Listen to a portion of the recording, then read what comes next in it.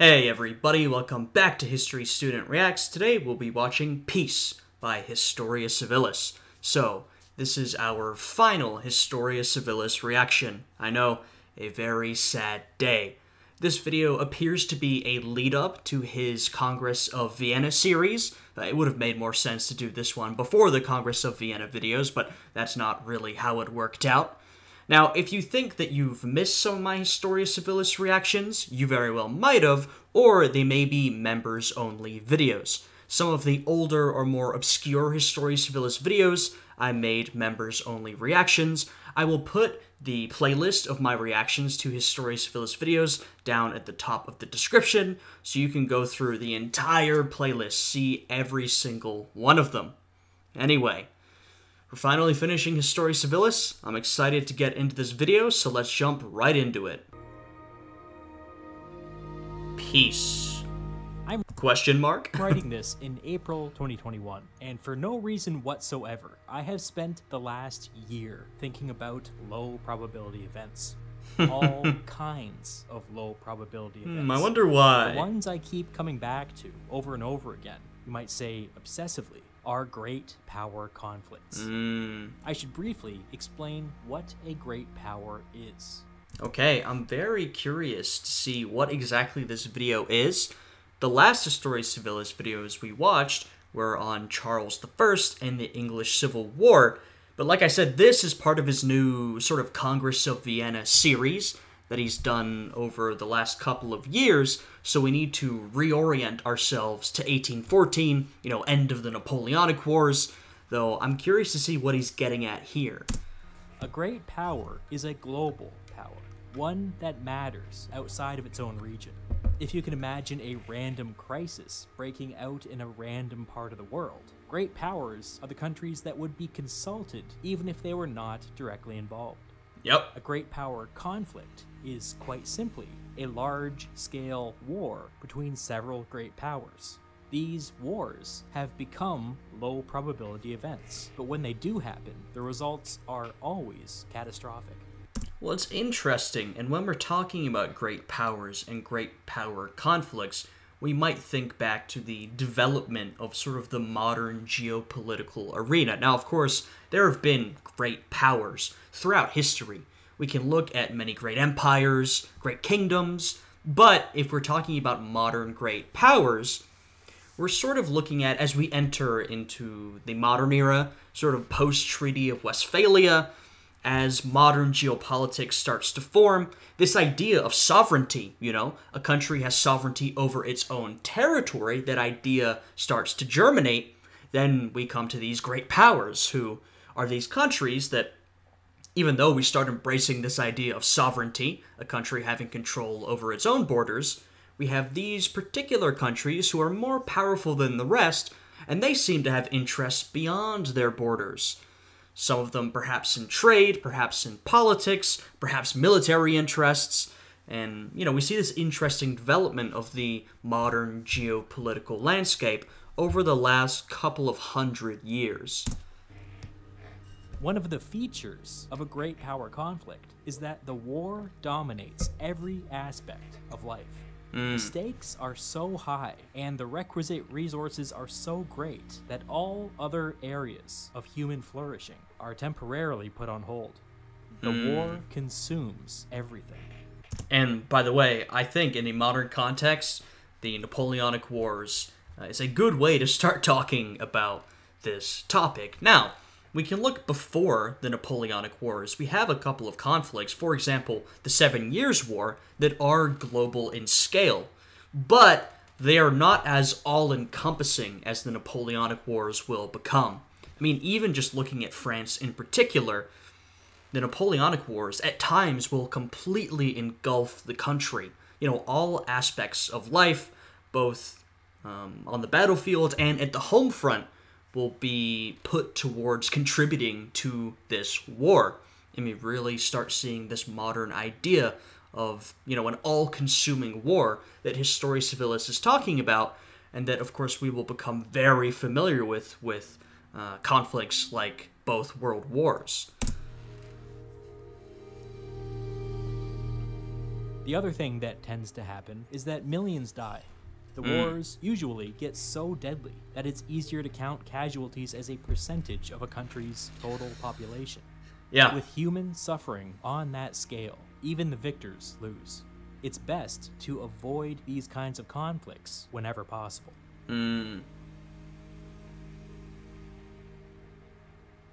The 30 Years' War was a particularly brutal great power conflict and became, at the time, the deadliest war in European history. Yeah, and as you can see on screen, this war killed at least 20% of all ethnic Germans. I'm sure you could quibble about the exact percentage, and this is a real interesting place to start. The 30 Years' War, you know, this massive, basically series of religious conflicts. I mean, very complex war. You know, it's not a simple thing to follow. And though I say it's a religious war, there were far more interests at play than just religion. There were economic interests, there were political interests. It wasn't just Catholics versus Protestants. Sometimes, you know, Catholics would side with Protestants and Protestants would side with Catholics. So this was a very complicated, all-consuming war, particularly for Germany. Now, Germany is not a country at this point. As you can see on this map, we have the disaster that was the Holy Roman Empire, these many, many tiny principalities, kingdoms, bishoprics that formed this big union. But when I say Germany, I mean the territory that Germans inhabit. This war was all-encompassing, incredibly destructive for the German people. You know, we think of roving armies going back and forth, pillaging towns repeatedly, you know, killing people each time they went through. Really an incredibly violent conflict. Ever since the end of that war in 1648, history has revealed to us a troubling pattern. Since 1648, there has, on average, been a major great power conflict once every 50 years, like clockwork. This fact is not predictive.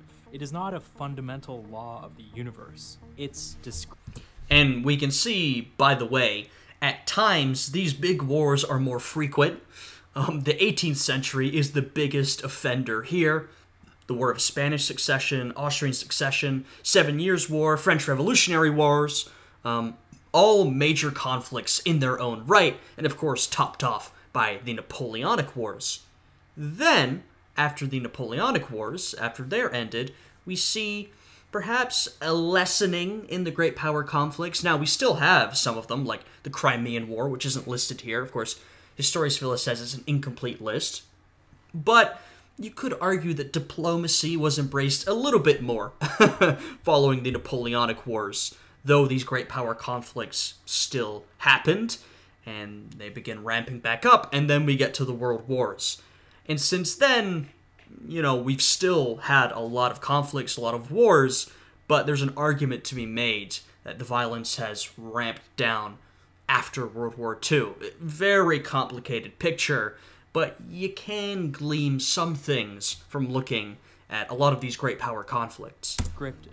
It's simply a pattern that has been observed looking backward through history. Yeah. The reason we use the 30 Years' War as a benchmark is because before that war, it becomes increasingly difficult to say what is and isn't a great power. And if you go back even further, it becomes increasingly difficult to say what is and isn't a country. Nevertheless, that's exactly right. And part of the reason for that is when we talk about the end of the 30 Years' War. If y'all remember, I mentioned the Treaty or the Peace of Westphalia earlier. You know, that was the peace that ended the 30 Years' War, and by many people, it is seen as one of the big beginning points in our modern international order, our modern geopolitical order. You know, it really started to establish, like I said, some of those ideas of sovereignty and the geopolitical order that we have today. So the 30 Years' War is important in more ways than one. If you squint, you can see this playing out in a similar way all the way back into antiquity. There are only two major exceptions to this pattern. The first is right now. At the time I'm writing this, it has been over 75 years since the last great power conflict. Knock on wood. Well, after he released this video, we had the start of the war between Russia and Ukraine, and I think that would be a great power war. It's kind of hard to judge, but it's more a great power war than we've seen since World War II. So I guess it's up to you if you would consider sort of the quote-unquote long peace broken. Like I said, the idea of a long peace after World War II is kind of ahistorical. I mean, there hasn't really been peace. There just hasn't been warfare on the scale that we saw back in the 1940s. But, you know, the Russian invasion of Ukraine does definitely seem like a departure from what peace there even was. The second is the 19th century, which went an incredible 99 years without a great power conflict of any significance. And I'm sure he would highlight the of any significance because a lot of people would point out conflicts like the Crimean War or the Russo-Japanese War. You know, these are, in one way or another, great power conflicts. I suppose Historia Civilis would argue that they were not of great significance, and they weren't of as much significance as, say, the Napoleonic Wars, but once again, this idea of 99 years of relative peace is probably a bit misleading, but there is something there. 99 years. The longest stretch of sustained European peace since the Roman Empire. A grand achievement. And I'll put it this way, after the Napoleonic Wars, there is certainly more of a commitment to diplomacy, a commitment to sorting things out politically before people start pulling out guns. So I would not call it 99 years of sustained peace. Absolutely not even close, actually. But what I would say is that instead of everybody immediately going to war as soon as there was a problem, countries became more willing to negotiate. You know, there was a lot of summits hosted during the 19th century. The geopolitical order was more oriented towards those type of negotiations. So, and that is a concrete change, absolutely. Something to aspire to. It wasn't that there was literally no war. Right. There's always some war somewhere. But the important thing is that there was virtually no war between great powers. Blunders and failures were inevitable, but even these were deliberately contained in both scope and duration. Okay, and he's giving some of the examples of great power wars that did occur during the 19th century, but I think he's exactly right in that these conflicts were purposefully more contained than some of the conflicts of the last century, or of course the Napoleonic Wars. So I think that point is true. So that no one war was permitted to take on the significance of a great power conflict. In fact, that's the entire point. And that's basically it. There wasn't anything like the 30 Years' War or the Napoleonic/French Revolutionary Wars. There was nothing as all-encompassing as those conflicts until the First World War. That is true. 99 years under the highest possible pressure. Though, of course, you know, there's also an argument to be made that the amount of colonization occurring during this period would ramp up rapidly, and maybe these great powers, instead of fighting each other, would more quibble amongst each other for domination of other countries around the globe. You know, and that's why when we talk about this long peace, whether it's in this context or in a post-World War II context, of course, it's not true even in the most basic sense, because there was conflict between the great powers, but if you talk to anybody who's from a country that was colonized during this period, they might find the term long peace or something similar to that to be quite ironic. Conflicts were successfully avoided, and then it all came crashing down in 1914. Yeah. That's why I feel myself drawn to the 19th century. The 99 years of relative peace between great powers stands alone as a world historic achievement. But the end of that peace, the Great War of 1914, at the time the worst war in human history, also stands alone as a world historic failure. Yeah. What's interesting to me is that neither were an accident. And I agree in some ways with the framing. I feel like I've given my problems with how he's framing it, but there's truth in what he's saying in that, we have this century of diplomacy, of these countries who at least make an attempt to work things out peacefully before they go to conflict, which is abruptly, or maybe not abruptly, but it sort of feels abruptly ended by this world-shattering conflict, World War I, that was preceded only 20 years later by another, even more world-shattering conflict. So there's absolutely something there.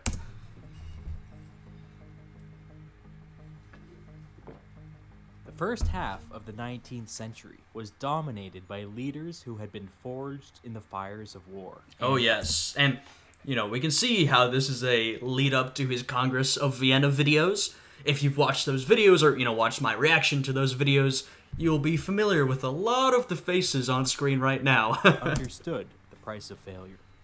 Of course, the wars I'm talking about are the French Revolutionary Wars, and now I've backed myself into a corner. Because on the one hand, I should assume that there are people out there who don't know what the French Revolution was. But on the other hand, we can't get into it right now. I'm going to spend the next Wow. It's interesting, in these first 5 minutes, Historia Civilis has basically led us through his thought process and why he made these videos on the Napoleonic Wars and the aftermath. Because, of course, he's done a variety of videos, but, even I was thinking when reacting to those Congress of Vienna videos, I wonder why he decided to do this. He's done a lot of ancient history, he's done the English Civil War. Why this? Well, he's sort of telling us why this. And I will say, I would absolutely love Historia Civilis videos on the French Revolution. I mean, that's one of my favorite historical topics. Historia Civilis is one of my favorite channels, so, I mean, I would be so excited if he announced he was doing French Revolution videos. But anyway, back to this one. Minutes talking in a general way about what the French Revolution meant to the people who lived through it. But I'm going to skip over every major event in a way that many of you will find extremely frustrating. Yeah, I understand. You cannot start getting into the French Revolution. Once you start, you never stop. It's quick. Okay, fair enough. But hey, you still have an opportunity to make those French Revolution videos. I'm just saying, I think a lot of people would like them. The French Revolutionary and Napoleonic Wars were a period of history at the end of the 18th century and beginning of the 19th century, where, for almost 25 years, all of Europe was pretty much constantly at war. France entered 1789 as one of the most conservative and most religious countries in Europe, ruled by a feudal monarchy. I mean, it was certainly conservative and religious. I don't know if I'd say one of the most conservative and most religious countries. I mean, certainly... Yeah, I'm not sure if I'd phrase it like that. Like I said, the system of government was conservative and it was religious. And a lot of the French people were conservative and religious. But, first off, there was a strong Enlightenment, or you might call it strong liberal movement, in France at the time, and plus, there were far more conservative and religious countries in Europe at that time, whether we want to look at Spain or Russia, so I'm not quite sure if I agree with that statement. Heirs to a system of government that went back 1,000 years.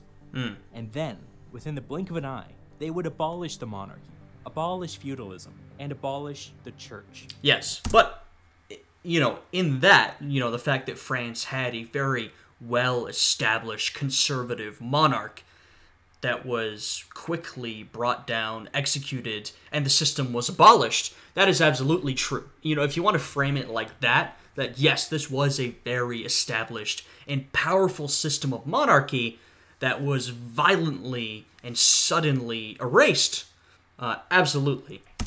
They would invent for themselves several new systems of government, a new religion, new ways of doing science, a brand new sense of fashion, and Yep. a new calendar in which they placed their revolution on par with the birth of Christ by Oh yeah, there is a lot of stuff we could talk about here, but Historia Civilis is going to skip over it, so I'm going to skip over it as well. proclaiming it year one of a new age. The French writer Alexis de Tocqueville wrote that it felt as if, quote, the past had ceased to throw light upon the future. The mind of man wanders in obscurity. Well, I mean, the French revolutionaries, especially in those early hopeful days of the revolution, truly felt like, they were bringing a new era to humanity, not just to France. But they felt France was the center of this new era. They were bringing an era of enlightenment to the people of Europe, the governments of Europe, the societies of Europe. They truly felt this is a monumental shift in global history. Now, to be fair, the French Revolution did end up being an incredibly important shift in world history, not exactly in those terms, but it does show you how important they felt these events were at the time. After 1789, France fell into a state of perpetual revolution, and over a number of years, they basically declared war on anybody who opposed their new systems of government, which is to say, all of Europe. It's a combination of the French revolutionaries being aggressive. They wanted to export their revolutionary ideals, and they wanted to protect their revolution, but that also hits on the fact that they were surrounded by conservative, extremely hostile enemies.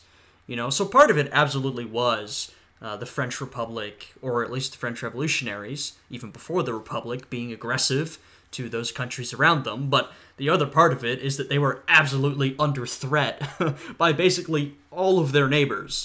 difficult today to imagine such a period of political and cultural upheaval.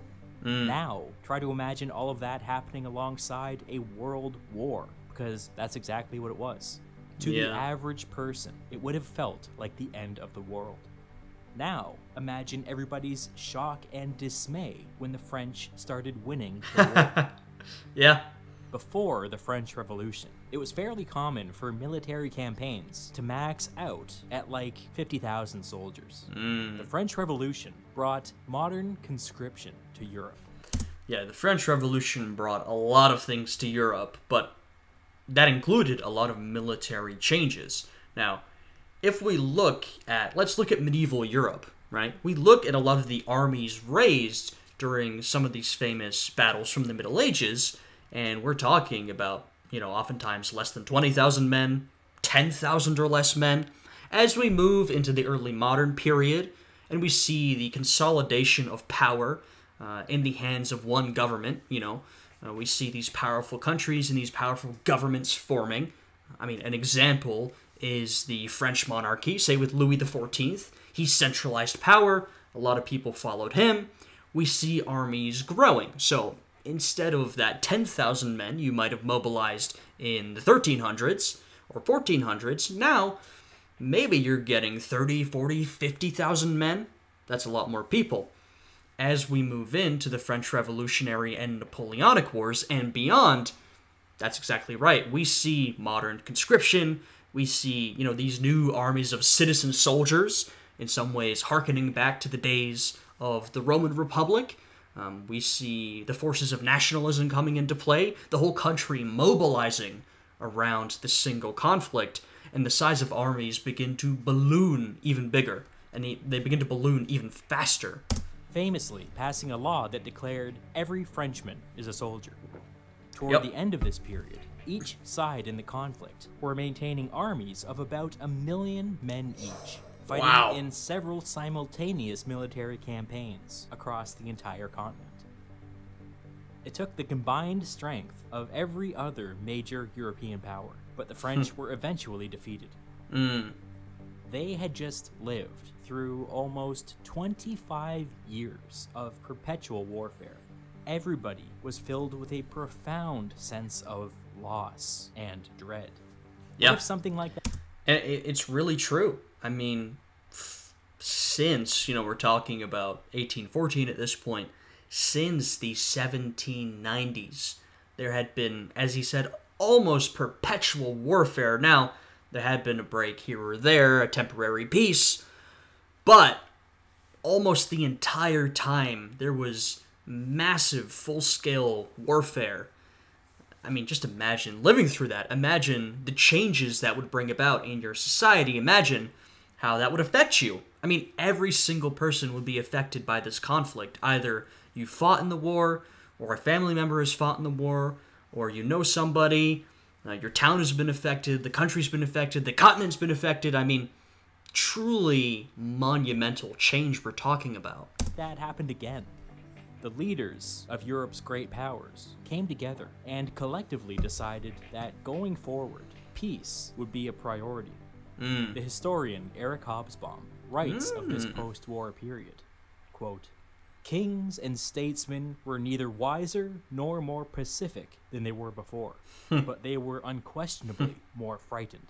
Yeah, I think this is very true. Hobsbawm, good historian to quote, by the way, more frightened of the violence, the mass-scale violence they had seen breaking out, and also more frightened of these revolutionary forces. I mean, basically, they were afraid of the whole thing happening again. The statesmen and kings of Europe were afraid that another revolution would break out, it would expand, and then we're plunged back into this chaotic warfare. They were frightened of losing their own position. So I think this quote is exactly true. Yeah, I doubt they were wiser than those who came before, but they were more frightened, more cautious, and through that, more willing to build these systems that might encourage peace. That fear served them well, because great power conflicts on the scale of the French Revolutionary Wars were successfully banished from Europe for the next 99 years. Yeah, and that's true. Great power conflicts on the scale of the French Revolutionary and Napoleonic Wars were gone until World War I. We mentioned how there were still some great power conflicts. There were a lot of other conflicts, but conflicts of this scale and level of destruction, not until World War I. Though, like I said, you can look at a lot of countries and a lot of conflicts throughout the globe during this period, and there were a lot of wars, a lot of conflicts, a lot of colonization efforts that were absolutely devastating to particular countries, particular peoples, particular tribes. So we don't want to discount that, but there absolutely was a change here. Hobsbawm, born during World War I and a participant in World War II, wrote that, quote, "A citizen of the 20th century ought to appreciate the magnitude of this achievement. It was all the more impressive because the international scene was far from tranquil.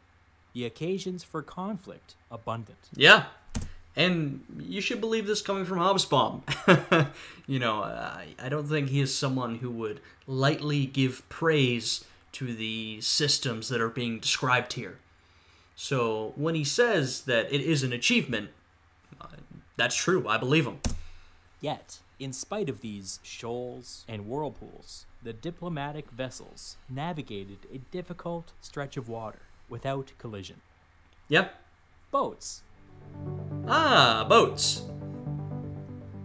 This chart should give you an idea of the scale of that achievement. It tracks how often great powers were at war with each other over a period of 500 years. Everything from petty border disputes to world wars. Look here. In the 16th century, the annual probability of there being a war between great powers somewhere on the planet was over 90%. The 17th century was much the same, over 90%, but even more deadly, since it included conflicts like the 30 Years' War. Yeah. The 18th century was a little better, on average around 70%.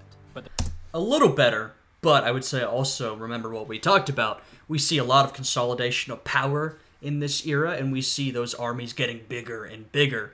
So in the 18th century, we see conflicts like the War of Austrian Succession, the 7 Years' War, this truly massive global conflicts. The French Revolutionary Wars at the very end of the century shook the leaders of Europe's great powers to their core. They feared the future. The next big war had the potential to be so much worse. Then there's the 19th century. Routinely 0% conflict between great powers. Wow. 0%. Nothing like this had ever been achieved before. There were some flare-ups in the mid-century, but these were minor, regional conflicts. Nothing at all like it was before. Plus, each new war was remarkably short. Recall that the 19th century began with almost 25 years of perpetual war. And it really is. I mean, I think the flare-up in the middle of the century, it depends what we're classing as a major conflict and what we're not. But, you know, we have the Crimean War, we have the wars of Italian unification, we have the Franco-Prussian War, the Austro-Prussian War, you know. We have a couple of these conflicts sort of in the mid to late 1800s, roughly. For the rest of the century, the average war involving one or more great power lasted 3 months. They just didn't have the room to grow into the kinds of conflicts that had dominated the centuries preceding this. And that's the real truth of the situation. Of course, we see less of these major conflicts, but more than anything, I think the big change is that they are more contained. I think that is the best way to put it. Another way of thinking about this is through the lens of military spending. From the medieval period until the 17th century, militaries accounted for, on average, something like 90% of all government spending. And by the way, I'm not entirely sure where Historia Civilis' numbers are coming from, so I would say, you know, take this with a grain of salt. That's what I'm doing. Use it more as a general frame through which we can talk about the history. So, you know, don't take these individual numbers as gospel, but, you know, we can talk about these specific events and the general trends. That's how I view it. With the rest basically serving as a wealth transfer from the poor to the aristocracy. Very little money was actually spent on helping people. That began to change in the 17th century. As states began to invest in their own people, military spending as a proportion of all government spending began a slow and steady decline. And I do mean slow. By the late 18th century, highly militarized states had got that number down to about 75%, while less militarized states were occasionally able to dip as low as 50%. Ooh. Of course, the French Revolution erased all of that progress and sent military spending back to where it began. But after... Though I will also say, and this whole thing is very complicated, right? But the French Revolutionary and Napoleonic Wars, what they also did was skyrocket centralization of power, sort of the amount of government control, the size of governments. They skyrocketed that overall. So yes, the amount of military spending skyrocketed, but also the other things that governments did skyrocketed, you know? The French government during the French Revolution was a lot more active than it had been before, and Napoleon spread a lot of these Enlightenment ideas, these liberal ideas of governance across Europe. So, you know, the change is very complicated. The French Revolution, and Napoleon included, made a lot of changes to Europe and the world. Some of those military, some of those not military. You know, the Napoleonic Code is probably the best example. Although, of course, the Napoleonic Code was often enforced militarily. It's all tied up. This real complicated process of modernization. So there were a lot of effects. After the French were defeated, military spending fell off a cliff. Let's use the great power of Austria as an example. All right. In 1814, virtually all available funds were going to the military. By 1817, that number was back down to pre-war levels, 50%. Wow. By 1830, it was down to 23% and stayed there for years, bottoming out at 20% in 1848. In a world without great power conflict, entirely new possibilities for government spending open up. Spending that goes beyond just maintaining the status quo and actually helps people.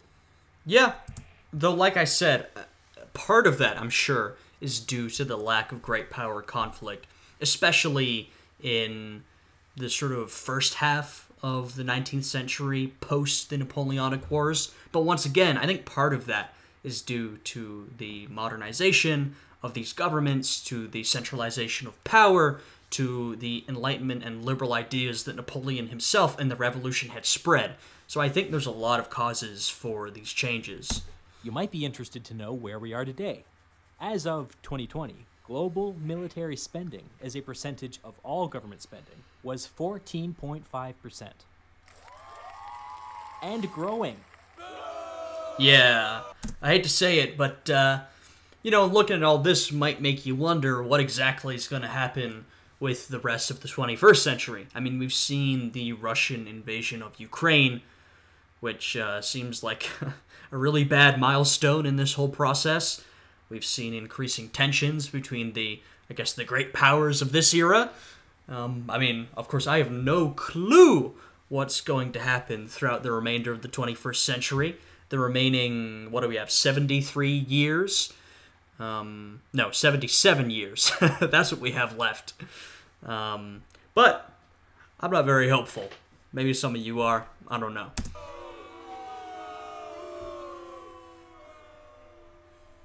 I've explained what great power conflict is and why it's important to avoid them, but I haven't explained how. That's a big topic.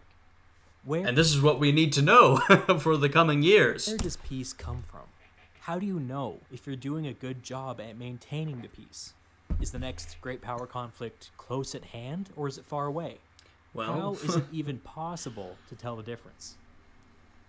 There are 3 basic schools of thought, and I'll touch on each of them now. The first group are known as realists. Oh, very interesting. We're touching on some international relations here. As many of you probably know, this is a primarily history-focused channel. I did history at university, but I also majored in political science. So while history is my first love, it's what I have the most passion for, as shown through this channel. Poli-sci is also very interesting to me, and oftentimes the two are very closely intertwined, and we're getting a look at that here. Realists believe that the world exists in a state of anarchy. However, they also believe that within that anarchy, states are entirely rational and will respond rationally to incentives. Yes, this is all about framing states as rational actors. We can also look at people this way. In political science, there's a lot of framing individuals as rational actors and looking at the incentives that shape their behavior and determining, how would rational actors respond to this or respond to that? As they pursue their own interests. Add all that together, and it means that the behavior of states should be predictable.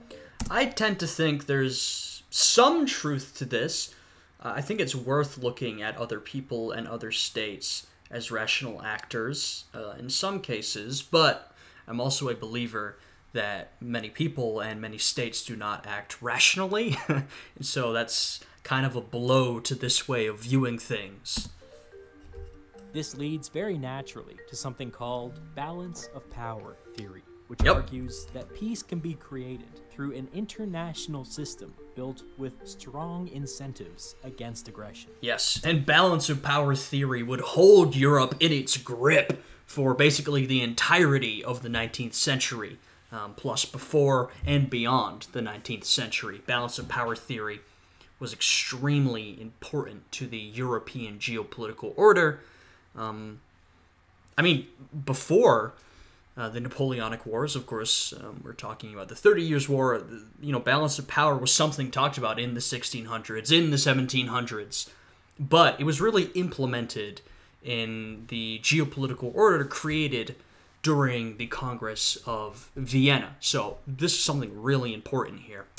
In a well-balanced international system, aggression from one state should trigger an overwhelming counter-reaction from other states. In a world... And, you might notice, these are still many of the principles that we, I guess you could say, try to operate on today.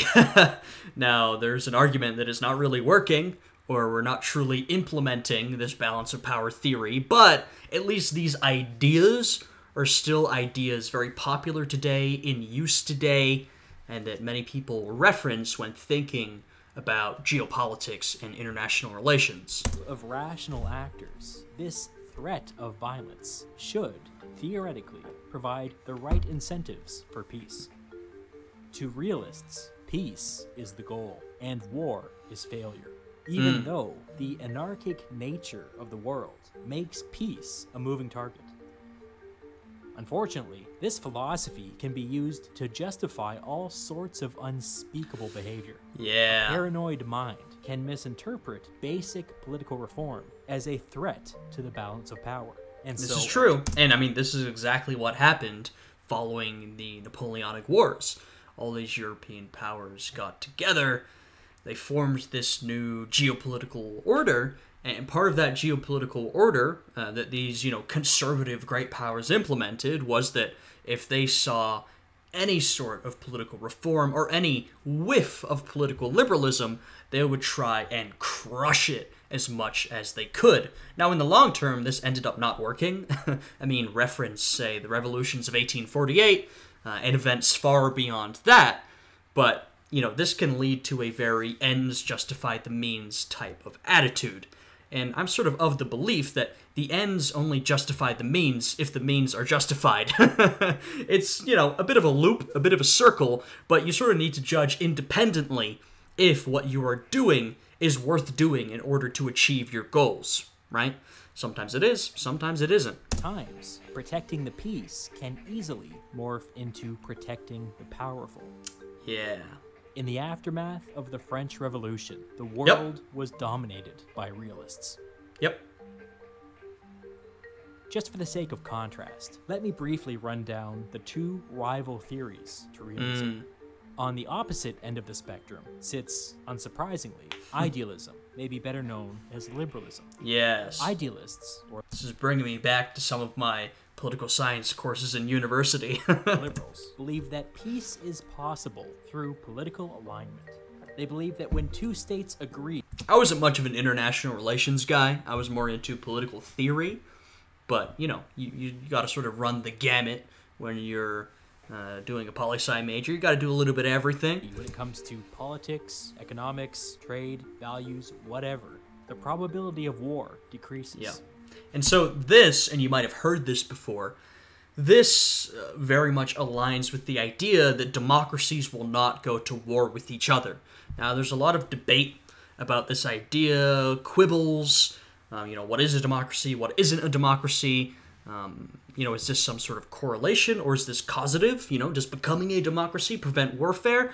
There's a lot to talk about. It's all very complicated, but you might have heard this idea before that, the more democracy we have, the more countries democratize, the less likely they are to go to war with each other. And at the very least, you can look at sort of this idea, and the track record is pretty good. It seems like democracies tend not to fight each other. Though, once again, the big argument is really, is that caused by democratization? Is that caused by countries being or becoming democracies? Or is it merely correlation? Is it a confounding factor? Is it something else? It's complicated.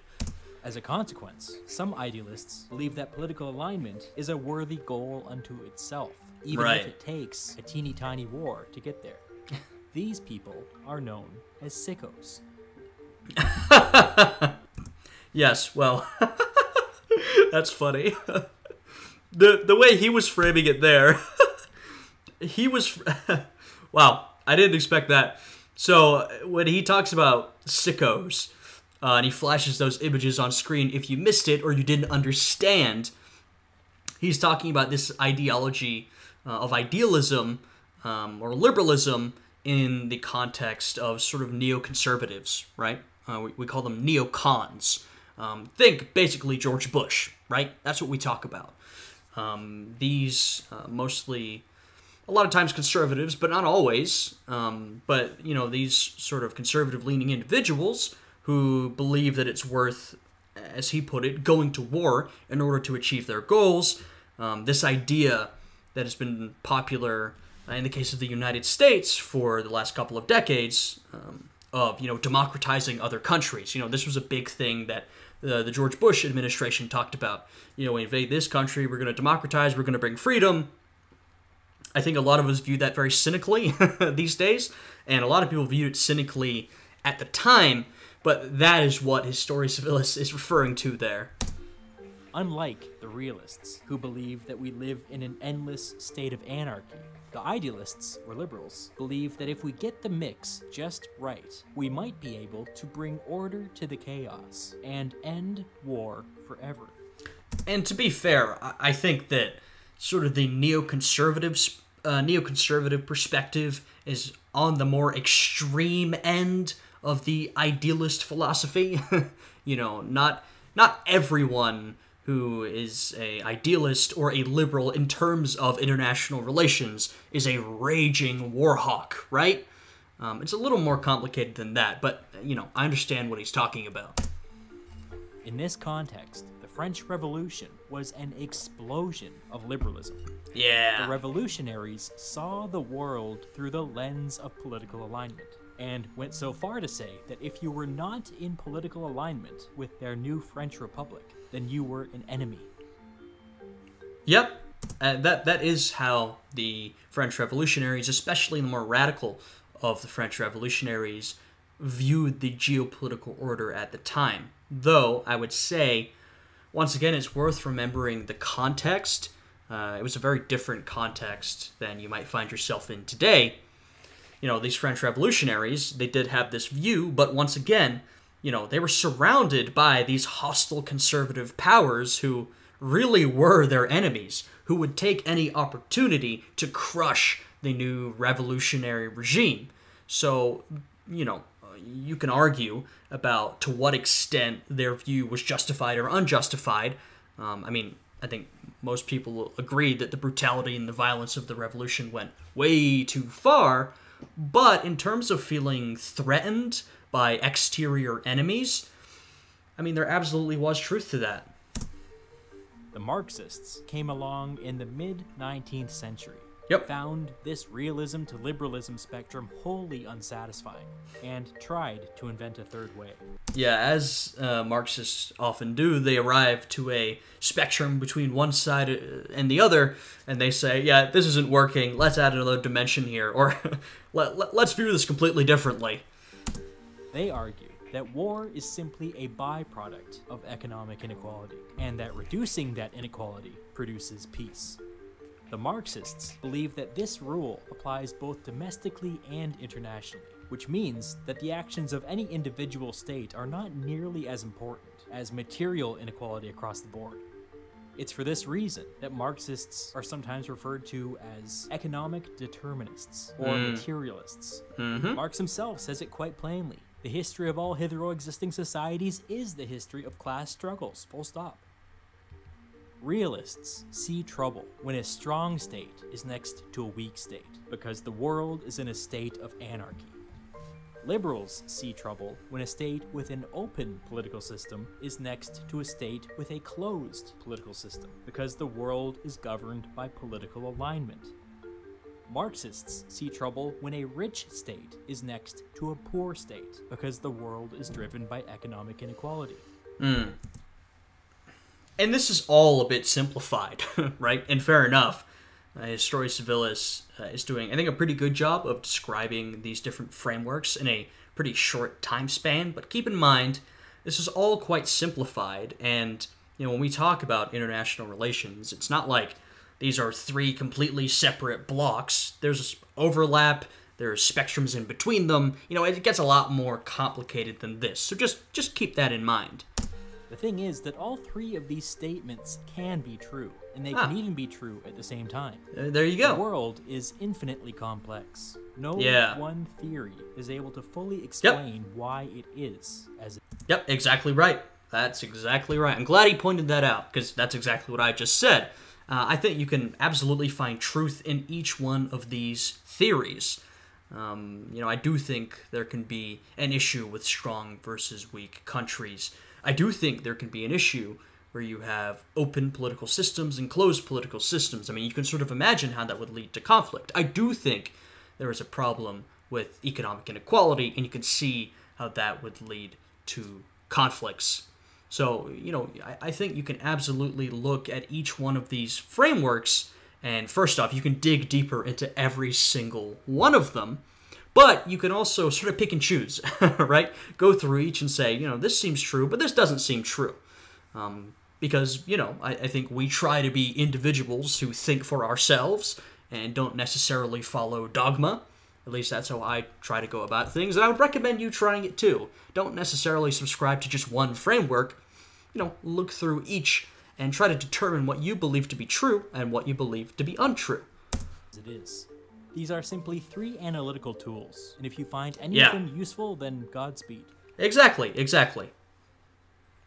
Like I said before, the French Revolution was an explosion of liberalism, and so it shouldn't come as a surprise that the reaction to the French Revolution was a realist reaction. Yeah. In order to prevent another great power conflict, the victors over France thought in terms of constraints. With these constraints, they sought to create a well-balanced international system, where rational actors would favor peace over war. That international system will be the topic of a future video. In it, we will talk about the generation of leaders that were left to pick up the pieces after the French Revolution, and how they set the stage for a century of peace. All right. Well, I can sort of see how he was building up to the Congress of Vienna videos. This is a great sort of introductory video to the Congress of Vienna series, or especially laying the framework, the groundwork. Though, this video went a little broader than I expected. I mean, I thought this would literally be sort of a narrative that was just leading up, maybe through the Napoleonic Wars, towards the Congress of Vienna, but this went a lot more broad than I was imagining. But I really enjoyed it. I think there was a ton of interesting stuff here. I also got to talk about a bit of political science, which I don't usually do. I'm a little rusty, so apologies if I wasn't necessarily on point with that. It's been a while since I've talked about poli-sci, especially, the more international relations type stuff, but I find it all very interesting. So, this is our final Historia Civilis reaction. I know, it is a sad day. I do feel a sense of accomplishment, I suppose, from having gone through all of them. But I'm sad that for now we're done. Of course, the second Historia Civilis releases a new video, I'm hopping right on that reaction, because I truly, truly love his channel. He does a fantastic job. Once again, if you think that there were some reactions you might have missed, check out the playlist down below. It is all my reactions to Historia Civilis' videos. Like I said, some of them are members-only reactions. These are the older ones or the more obscure ones. They're also up on Patreon if you would rather subscribe on Patreon, or you're already a Patreon subscriber. You can find all of these reactions up on Patreon. Anyway, with all that stuff out of the way, I thank you guys for watching this video with me, and I thank you if you've been here throughout the Historia Civilis reaction process, whether you've been here for 1 video, 10 videos, or, the entire 80 videos, or however many it was. I thank you for following along on this journey with me. Truly a fantastic channel, Historia Civilis, truly fantastic content, and I'm excited to see what he does next. Anyway, I hope you guys are having a good day today, and I will see you all again next time. Goodbye.